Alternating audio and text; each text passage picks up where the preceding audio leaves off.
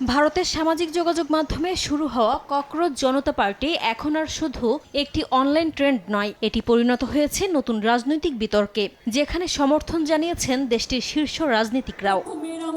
পশ্চিমবঙ্গের সাবেক মুখ্যমন্ত্রী ও তৃণমূল কংগ্রেস নেত্রী মমতা বন্দ্যোপাধ্যায় ককরোচ জনতা পার্টি বা সিজেপিকে নিয়ে ইতিবাচক মনোভাব পোষণ করেছেন বলে জানা গেছে। তৃণমূলের সর্বভারতীয় সাধারণ সম্পাদক অভিষেক বন্দ্যোপাধ্যায়ও আন্দোলনের প্রতি পূর্ণ সমর্থন জানিয়েছেন বলে খবর প্রকাশ করেছে স্থানীয় সংবাদ মাধ্যম। দলটির মহুয়া মৈত্র ও কীর্তি আজাদ সহ কয়েকজন শীর্ষ নেতা প্রকাশ্যে আন্দোলনের পাশে দাঁড়িয়েছেন। তবে তৃণমূলের বিরোধী পক্ষ বলছে, ককরোচ আন্দোলন আসলে দেশের তরুণদের ক্ষোভ ও হতাশার প্রতিফলন।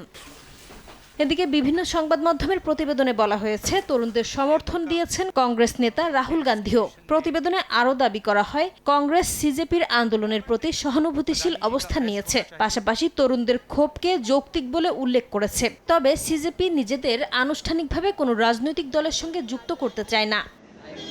সিজেপিকে নিয়ে বড় প্রতিক্রিয়া এসেছে ভারতের বৃহত্তম হিন্দুত্ববাদী ও দক্ষিণপন্থী স্বেচ্ছাসেবী সংগঠন রাষ্ট্রীয় স্বয়ংসেবক সংঘ বা আরএসএস এর শীর্ষ নেতৃত্বের কাছ থেকে।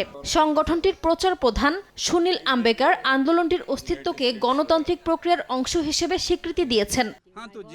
লাদাখের পরিবেশ কর্মী ও র্যামন ম্যাগসেসে পুরস্কার জয়ী সমাজকর্মী সোনম অংচুক আন্দোলনটির অন্যতম আলোচিত সমর্থকে পরিণত হয়েছেন। তিনি নিজেকে অনারারি ককরোচ বলে আখ্যা দিয়ে বলেছেন, সরকারের সমালোচনা করাকে ভয় পাওয়ার কিছু নেই। লাদাখের লেফটেন্যান্ট গভর্নর ভিকে সাক্সেনা তরুণদের আন্দোলনকে বিদেশিদের দ্বারা প্রভাবিত বলে ইঙ্গিত দিলেও সে বিষয়ে একমত নন অংচুক। শুধু রাজনীতিবিদই নন, আন্দোলনটির প্রতি সমর্থন জানিয়েছেন ভারতের কয়েকজন পরিচিত সাংস্কৃতিক ও সামাজিক ব্যক্তিত্ব। ককরোচ আন্দোলনকে সময়ের সবচেয়ে গুরুত্বপূর্ণ প্রতিবাদগুলোর একটি বলে মন্তব্য করেছেন অভিনেতা প্রকাশ রাজ। শিবসেনা ইউবিটি নেতা আদিত্য ঠাকরে বলেছেন, এনইইটি কেলেঙ্কারির পর শিক্ষামন্ত্রী ধর্মেন্দ্র প্রধানের পদত্যাগ দাবি অযৌক্তিক নয়। এছাড়া কৃষক নেতা গুরনাম সিং চারুনি সহ কয়েকজন আঞ্চলিক নেতা আন্দোলনের প্রতি সংহতি জানিয়েছেন। নাসরিন রুমি, সময় সংবাদ।